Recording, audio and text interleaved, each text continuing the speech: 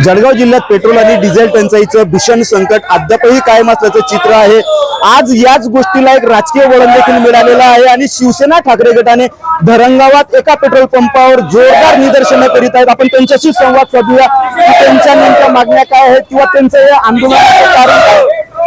भाऊ, काय सांगाल, आज तुम्ही या पेट्रोल पंपावर मोठे निषेध आंदोलन करीत आहात, काय मागण्या आहेत? आमची मागणी अशी आहे की या देशामध्ये तुम्ही ट्रम्पला घाबरून रशिया तुम्हाला फुकट आणि कमी किमतीचं तेल ऑइल देत असताना ट्रम्पच्या धमकीने तुम्ही त्या खरेदी बंद केलं आणि जास्त पैशाने खरेदी केलं म्हणून या ठिकाणी दरबार झाली।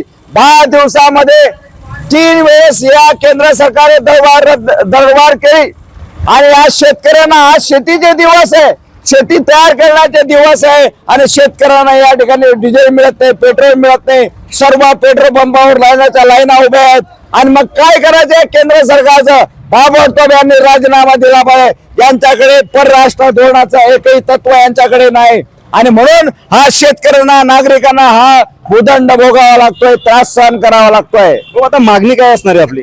आमची मागणी असणार आहे की या ठिकाणी या दरवाढ ही कमी केली पाहिजे आणि या केंद्र सरकारने या ठिकाणी दिलगिरी व्यक्त केली पाहिजे की आमचं परराष्ट्र धोरण हे चुकलेलं आहे, आम्ही ट्रम्पला घाबरतो आहे हे त्यांनी या ठिकाणी सांगितलं पाहिजे। आज 10 दिवस झाले पण पंतप्रधान या कोणत्याही विषयावर बोलायला तयार नाही, त्यांनी या ठिकाणी बोललं पाहिजे अशी आमची मागणी आहे आणि ही दरवाढ झालेली ही रद्द झाली पाहिजे।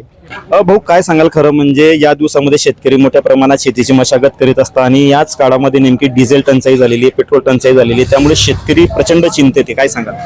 बघा, आपल्या माध्यमातून आपण बघतो प्रत्येक न्यूज चॅनलला पेट्रोल डिझेल गॅस याच्या व्यतिरिक्त दुसरा काही विषय नाही। कारण शेतकरी 3-3, 4-4 तास लाईनीच उभं राहतो, मग ते डिझेलचा टँकर येतो आणि जेव्हा त्याचा नंबर येतो तेव्हा 2-3 नंबर पहिले डिझेल पेट्रोल संपलेलं राहतं। काही न्यूज अशा बघितल्या की शेतकरी अक्षरशः रडताय तिथं। शेतीचे दिवस होऊन गेले, आता 8 दिवस पेरण्या चालू होऊन गेल्या, मान्सूनचा टाइम होऊन गेला, जर पाऊस पडला तर सर्व शेती सर्व नष्ट होणार आहे, एवढं वर्ष वाया जाणार आहे शेतकऱ्याचं। त्याच्याला सर्व सुनी पेट्रोल मिळत नाही, डिझेल मिळत नाही। जर आता ही व्यवस्था सुरळीत झाली नाही, समजा डिझेलचे जे वितरण आहे सुरळीत झाले नाही, तर शिवसेना ठाकरे गटाची पुढची भूमिका काय असणार? याच्यापेक्षा तीव्र आंदोलन आम्ही जिल्हा लेवलला पूर्ण जिल्हा मिळून छेडू। आता आम्ही सुरुवात धरणगाव शहरापासून केलेली आहे, तर पूर्ण जिल्ह्यात आम्ही आंदोलन छेडू। आता सगळं झाल्यास मी जे कार्य करतील ते आम्हाला पटेल ते तीव्र आंदोलन छेडू आणि ते शेतकरी पण सहभागी राहतील, सर्वसाधारण नागरिक सुद्धा सहभागी राहतील।